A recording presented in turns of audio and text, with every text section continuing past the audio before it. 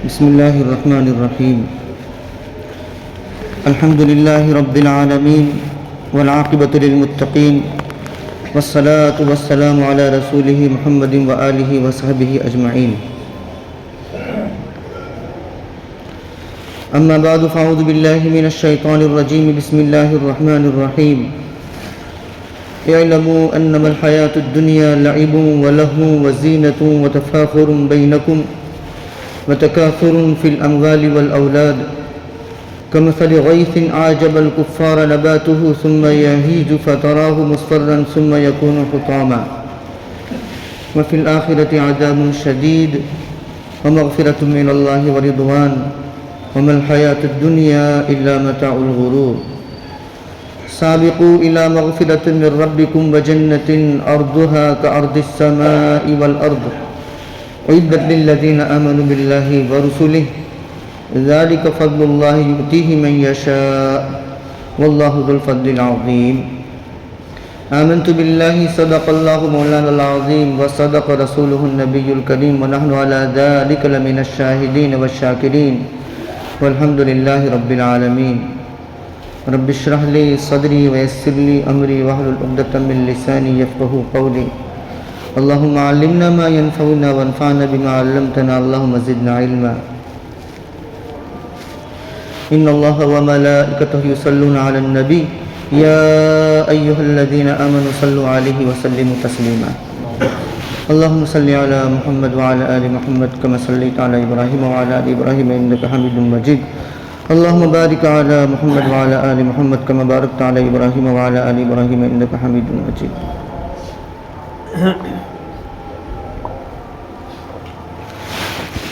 قابل احترام بزرگ اور عزیز دوستو، آپ حضرات کے سامنے قرآن کریم کی سورۃ الحدید کی ایک آیت کا سہارا لیا ہے. 2 آیتیں پڑھی گئی ہیں. پہلے آیت میں اللہ تبارک و تعالی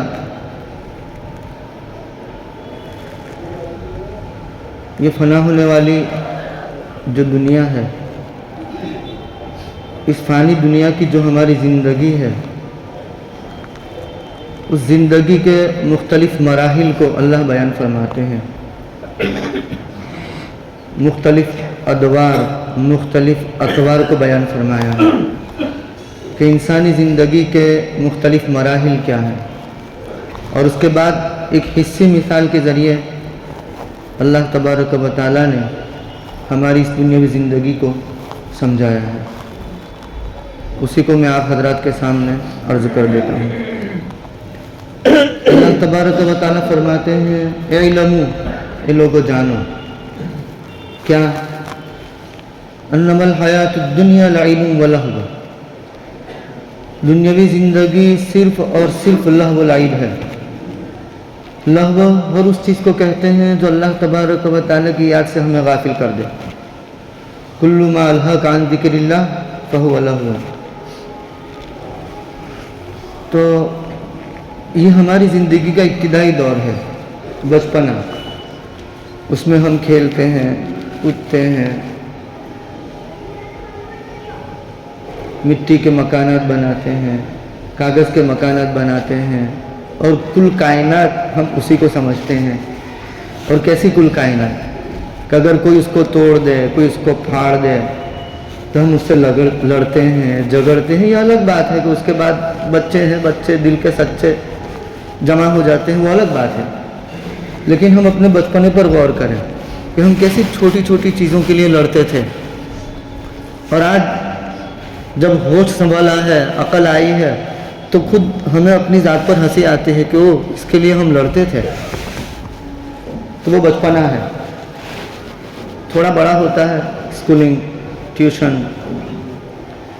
تو اس کے بعد کا جو مرحلہ ہے اس کو قرآن کریم نے تعبیر کیا وزینۃ، زینت. آپ دیکھیے اسکول جانے والے بچے، ان کا ایک فیشن ہوتا ہے، ان کی ایک زینت ہوتی ہے، ان کا کوئی آئیڈیالوجی ہوتا ہے. خصوصاً جو ہائر سیکنڈری میں ہوتے ہیں، A level, O level, college, university. اور پھر الشباب شعبۃ من الجنون، بھرپور جوانی ہے. اور جوانی تو دیوانگی کا ایک شعبہ ہے، جنون کا ایک شعبہ ہے. تو اس وقت ہم زینت اور اڈورنمنٹ میں پڑے ہوئے ہوتے ہیں کہ میری ٹائی ایسی ہو، میرا سوٹ ایسا ہو، میرا بوٹ ایسا ہو، میری ہیئر کٹنگ ایسی ہو. وزینت، زینت. اور اس وقت ہم یہ کوشش کرتے ہیں، کیا کوشش کرتے ہیں؟ جیسے کسی کہنے والے نے کہا کہ یہی دن ہے تجھ کو رہوں سب سے بالا، یہی دن ہے تجھ کو رہوں سب سے بالا. ہو زینت نرالی ہو فیشن نرالا، ہو زینت نرالی ہو فیشن نرالا. تو جوانی میں یہ عالم ہوتا ہے کہ میری زینت نرالی ہو، میرا فیشن نرالا ہو، میرا سوٹ، میرا بوٹ یونیک ہو، میری ٹائی یونیک ہو، میرا ہیئر اسٹائل یونیک ہو، سب سے الگ ممتاز. میں ذرا لک یعنی گڈ لکنگ بن جاؤں، میں دیکھنے میں اچھا لگوں. یہ اسکولنگ کا زمانہ ہے، جوانی کا زمانہ. اس میں انٹرٹینمنٹ ہوتا ہے، انجوائمنٹ ہوتا ہے، ڈانس ہوتا ہے، میوزک ہوتا ہے. آگے کا مرحلہ آتا ہے وَتَفَاخُرٌ بَيْنَكُمْ. گریجویشن کر لیا، ڈگری لے لی، پڑھ کر فارغ ہو گئے، نوکری لگی.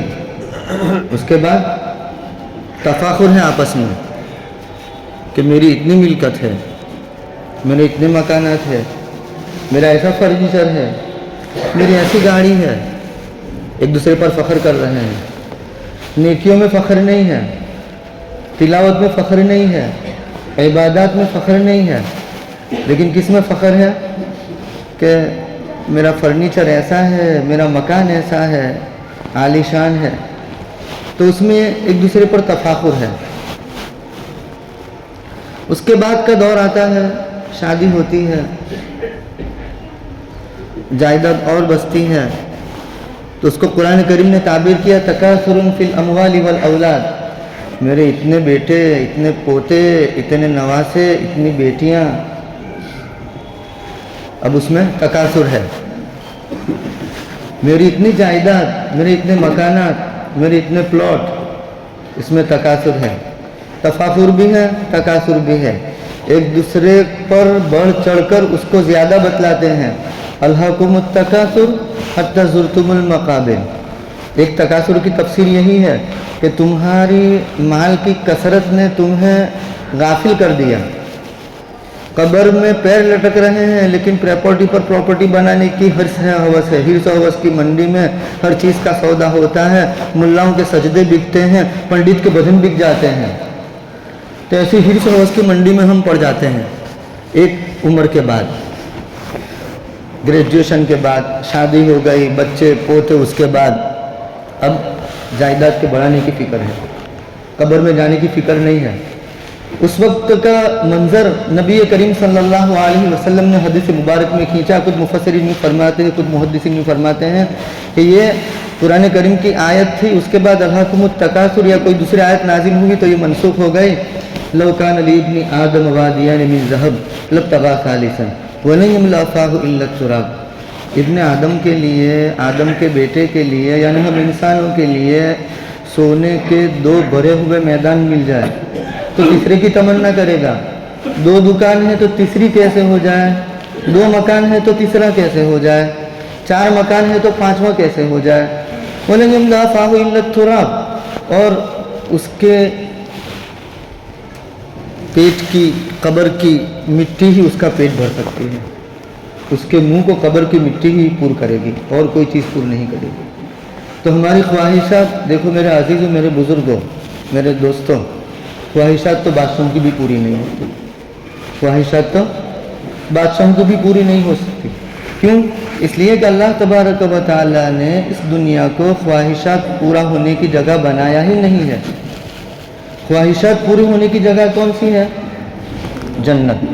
وَلَكُمْ فِيهَا مَا تَشْتَهِي أَنفُسُكُمْ وَلَكُمْ فِيهَا مَا تَدَّعُونَ. تمہارے لیے اس میں وہ ہوگا جو تم چاہو گے، اور جو تم مانگو گے وہ تمہیں مل جائے گا. نزلا من غفور الرحیم. غفور رب رحیم کی جانب سے مہمانی ہوگی. ہم مہمان بنیں گے، اللہ ہمارا میزبان ہوگا. کتنا مزہ آئے گا. تو خواہشات دنیا میں بادشاہوں کی بھی پوری نہیں ہوتی، اور ضرورتیں فقیروں کی بھی پوری ہو جاتی ہے جیسے تیسے، لیکن پوری ہو جاتی ہے۔ اور وما من دابۃ فی الارض الا علی اللہ رزقها میں اللہ تبارک و تعالیٰ نے انسانوں کی ریکوائرمنٹ آف لائف، ضروریات زندگی کا ذمہ لیا ہے، لگزریس آف لائف کا ذمہ نہیں لیا ہے۔ آج ہم جو مر رہے ہیں وہ کس میں مر رہے ہیں؟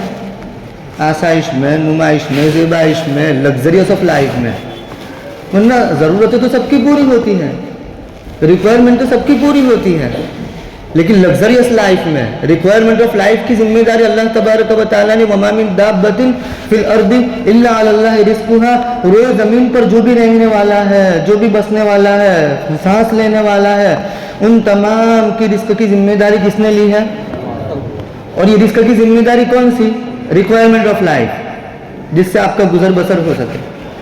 اب یہاں ہم لگزریس آف لائف کو ڈھونڈتے ہیں اور اس میں کمپٹیشن کرتے ہیں ایک دوسرے سے کہ میں اس سے بڑھ جاؤں، میں اس سے بڑھ جاؤں۔ رسول اللہ صلی اللہ علیہ وسلم نے صبر اور شکر کا بہت بہترین فارمولہ بتایا کہ انظروا الی من هو فوقکم فی دینکم ولا تنظروا الی من هو اسفل منکم وانظروا الی من هو اسفل منکم فی دنیاکم ولا تنظروا الی من هو فوقکم لکی لا تزدروا نعمت اللہ علیکم۔ سب سے بہترین فارمولہ کہ بھئی دنیا کی بابت تم اپنے سے نیچے کو دیکھو۔ ایک کے پاس مرسیڈیز ہے، دوسرے کے پاس مائکرا ہے، تیسرے کے پاس نسان ہے، چوتھے کے پاس بائک ہے، پانچویں کے پاس سائیکل ہے۔ تو سائیکل والا اس کو دیکھے جس کے پاس سائیکل نہیں ہے، بائک والے کو نہ دیکھے۔ بائک والے کو دیکھے گا تو سائیکل کی ناقدری ہوگی، اور بائک والا اس کو دیکھے کہ جس کے پاس سائیکل ہے کہ الحمدللہ میرے پاس موٹر بائک ہے، ہونڈا ہے، اس کے پاس تو سائیکل ہے، تو یہ اب ہونڈا کی قدر کرے گا اور شکر گزاری کی توفیق ہوگی۔ اور ہونڈے والا اپنے ماتحت کو دیکھے، اور جس کے پاس 4 ویلر ہے وہ ہونڈے والے کو دیکھے، بائک والے کو دیکھے، وہ مرسیڈیز والے کو نہ دیکھے، 2 ویلر والے کو نہ دیکھے۔ تو ہونڈا والا، 4 ویلر والا اپنے ماتحت کو دیکھے، جس کے پاس مرسیڈیز اس کو نہ دیکھے، لیمبورگینی، رولس رائے اس کو نہ دیکھے، انووا اس کو نہ دیکھے۔ بھئی ہمارے پاس جو کچھ ہے اس سے نیچے والے کو دیکھے دنیا کے اعتبار سے، تو دنیا کی نعمتوں کی قدردانی ہوگی، اس کو حقیر نہیں سمجھیں گے۔ اور دین کے اعتبار سے کس کو دیکھنا ہے؟ ہم سے جو اوپر ہے۔ ایک شخص وہ ہے جس کی تہجد نہیں جاتی، اشراق نہیں جاتی، چاشت نہیں جاتی، اوابین نہیں جاتی، اور 5 وقتہ نمازوں کی پابندی جس کی نوافل نہ جاتی ہو، بھلا وہ فرائض کو کیسے ناغا کر سکتا ہے؟ تو جو 5 وقتہ نمازوں کا پابند ہے وہ اس کو دیکھے، کس کو؟ جو اوابین بھی پڑھتا ہے، تہجد بھی پڑھتا ہے، اور اشراق بھی پڑھتا ہے، چاشت بھی پڑھتا ہے، تو اس کو بکس ملے گا، اس کے اندر جان آئے گی کہ یہ تو 9 ٹائم کی نماز پڑھتا ہے اور میں تو صرف 5 ٹائم کی نماز پڑھتا ہوں۔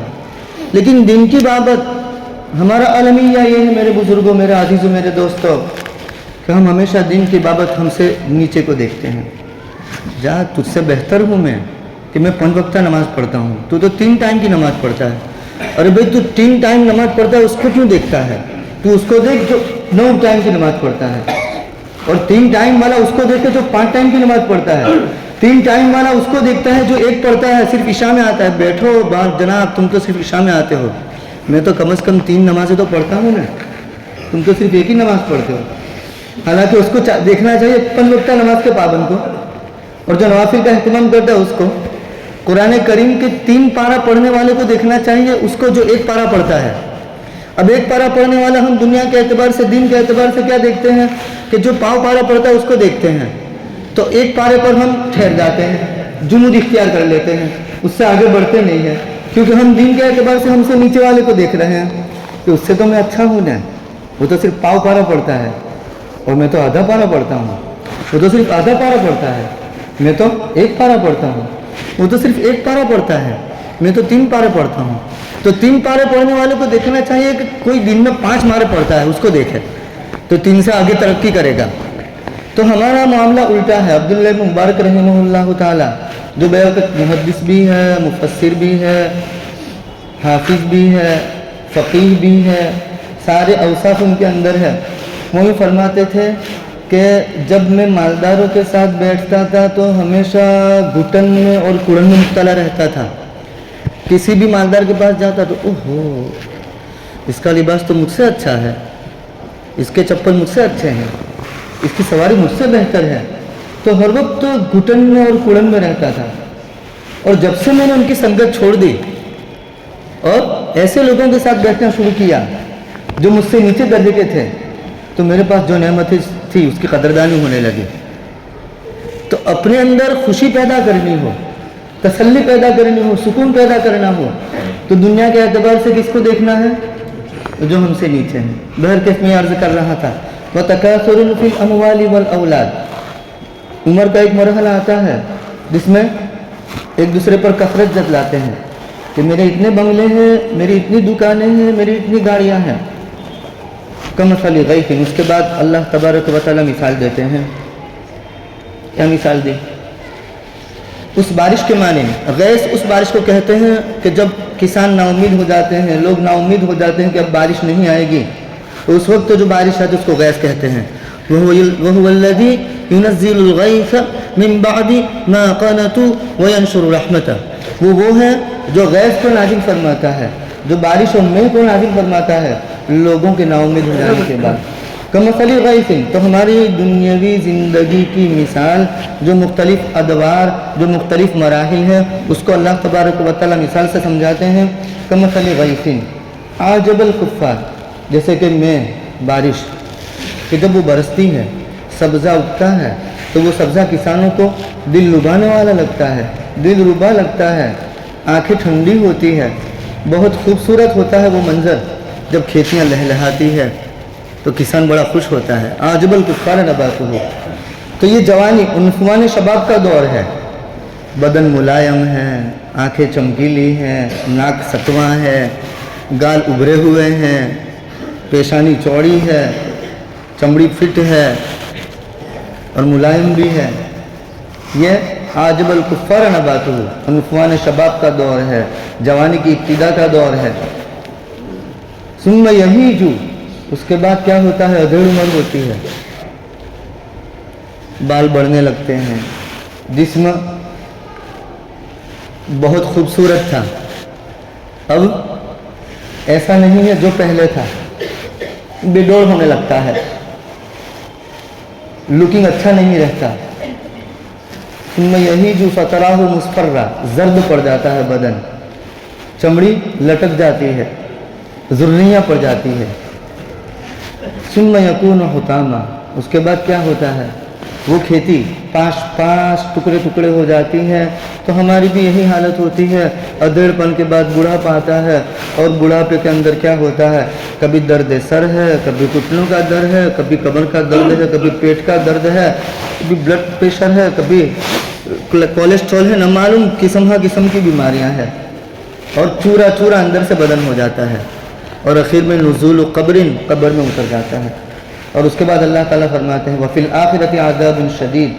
اگر نیک اعمال کیے ہیں, اچھی زندگی گزاری ہے, دنیا کے اعتبار سے اپنے سے نیچوں کو دیکھا ہے, شکر کے ساتھ زندگی گزاری, اور دین کے اعتبار سے اپنے سے اوپر لوگوں کو دیکھا ہے اور ترقی کی ہے, تو کیا ہوگا؟ تو کہا کہ مغفرۃ, اس کے لیے بخشش ہے, ورضوان, رضامندی ہے. اور اگر اس کے برعکس ہے تو وَفِي الْآخِرَةِ عَذَابٌ شَدِيدٌ. میرے عزیزوں, دوستوں, بزرگوں, آخرت میں صرف عذابات ہی نہیں ہے, آخرت میں انعامات بھی ہیں. اچھی زندگی گزاری تو انعامات ہے. وَفِي الْآخِرَةِ عَذَابٌ شَدِيدٌ وَمَغْفِرَةٌ مِّنَ اللَّهِ وَرِضْوَانٌ. رہی بات اس دنیا کی, وَمَا الْحَيَاةُ الدُّنْيَا إِلَّا مَتَاعُ الْغُرُورِ. یہ دنیاوی زندگی ٹٹی کا سامان, دھوکے کا سامان ہے, دھوکے کی ٹٹی. اللہ ہم سب کی حفاظت فرمائے. حب الدنیا و کراہیت الموت, ان دونوں نے ہمیں مار دیا ہے, ہمیں بے رعب کر دیا ہے, ہمارا رعب ختم ہو گیا ہے. اس کے بعد اللہ تعالیٰ فرماتے ہیں سابقوا الی مغفرۃ من ربکم. مسابقت کرو, کمپٹیشن کرو, ہریفائی کرو, کس کی طرف؟ مغفرت کی طرف. وجنت, اور اسی جنت کی طرف جس کی چوڑائی آسمان اور زمین کے برابر ہے. چوڑائی بیان کی, ہر چیز کی لمبائی چوڑائی سے زیادہ ہوتی ہے. جب چوڑائی آسمان زمین کے برابر ہے تو لمبائی بیونڈ اور امیجنیشن, ہمارے تصور سے باہر کی چیز ہے. اعدت للذین آمنوا باللہ ورسولہ, تیار کی گئی ان لوگوں کے لیے جو ایمان لائے اللہ پر، اس کے رسولوں پر۔ ذالک فضل اللہ، ذالک کا مشمل ایمان، اعمال صالحہ، دینی کام، یہ سب اللہ کا فضل ہے۔ یؤتیہ من یشاء، اللہ جسے چاہے دیتے ہیں۔ واللہ ذو الفضل العظیم، اور اللہ تبارک و تعالیٰ بڑے فضل والے ہیں۔ آج ہماری کمپٹیشن، ہماری حریفائی، ایک دوسرے سے رزق کرنا دنیا کے اندر ہے۔ دینی کاموں میں ہمارا رزق کرنا نہیں ہے، دینی کاموں میں ہمارا کمپٹیشن نہیں ہے، دینی کاموں میں مسابقت نہیں ہے۔ حالانکہ دوسرے مقام پر بھی اللہ نے فرمایا فاستبقوا الخیرات، ایک اور مقام پر فرمایا وسارعوا الی مغفرۃ من ربکم، یعنی ایک ہی مضمون ہے کہ تم جلدی کرو مغفرت کی طرف، جنت کی طرف۔ لیکن ہماری کمپٹیشن دنیا کی بابت ہے۔ جنت اور اہل جنت کے بیان فرمانے کے بعد سورہ صافات میں نمبر 1 اور سورہ مطففین میں نمبر 2 جنت اور اہل جنت کے مقامات اور ان کے انعامات کو بیان کرنے کے بعد اللہ فرماتے ہیں لِمِثْلِ هَذَا فَلْيَعْمَلِ الْعَامِلُونَ، کم کام کرنے والوں کو چاہیے کہ ایسے کام کرے، ایسے کام کرے تو جنت اور اس کی نعمتیں ملے گی۔ اور سورہ مطففین میں جنت اور اہل جنت کا بیان فرمانے کے بعد وَفِي ذَلِكَ فَلْيَتَنَافَسِ الْمُتَنَافِسُونَ، لوگوں کو چاہیے کہ ان چیزوں میں تنافس کرے، کمپٹیشن کرے۔ کن چیزوں میں؟ جنت کے اعلیٰ درجات کے حصول میں، وہاں کی نعمتوں کے حصول میں۔ وَفِي ذَلِكَ فَلْيَتَنَافَسِ الْمُتَنَافِسُونَ، ان چیزوں میں تنافس کرنے والوں کو تنافس کرنا چاہیے۔ اللہ رب العزت ہمیں یہ فانی زندگی، لا فانی زندگی کی تیاری کرنے کے لیے دی ہے۔ اللہ اس فانی زندگی کو اس لا فانی زندگی کی تیاری کے لیے ہمیں توفیق عطا فرماوے اور خوب وصول کرنے کی توفیق عطا فرماوے، اپنے اوقات کو ضائع ہونے سے، اس کو ضائع کرنے سے ہم سب کی پوری حفاظت فرماوے۔ وآخر دعوانا الحمد للہ رب العالمین۔